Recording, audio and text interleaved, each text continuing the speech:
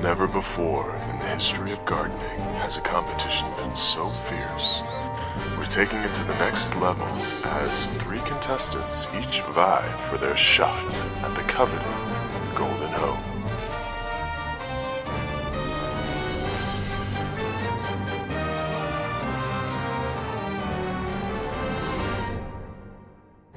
So here we are on the rooftop of the IdealBite offices. I am going to be doing the rooftop planting. I have some tomatoes and some cilantro.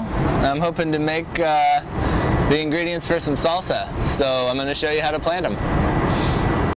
Alright, first things first. There are probably holes in the bottom of your container. Those are there for drainage, which is important for soil maintenance. But you need to put something in there to keep the dirt from pouring out. Newspaper works just fine. Then you can start dumping in the soil, but don't fill your planter box all the way up just yet. Fill it just about 2/3 or so for now. If you're planting something that's going to want to climb or maybe just gets big and is going to need support, like tomatoes for instance, you should also grab a cage like this guy or some stakes or something like that.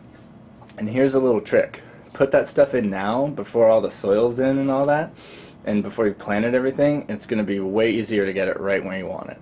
So once that's in there, dig a little hole, not all the way down or anything, but just to get your plants kind of, the dirt around the side of your plants and that sort of thing.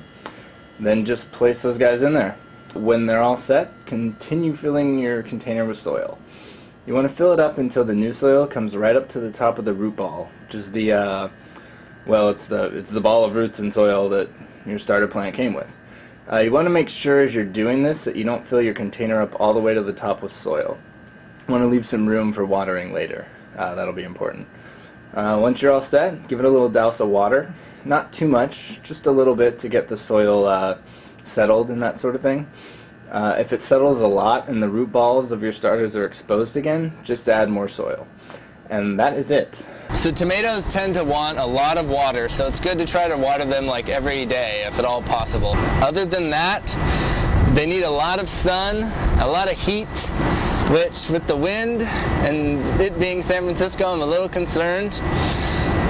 But I'm going to do my best to keep them alive. So hopefully it works.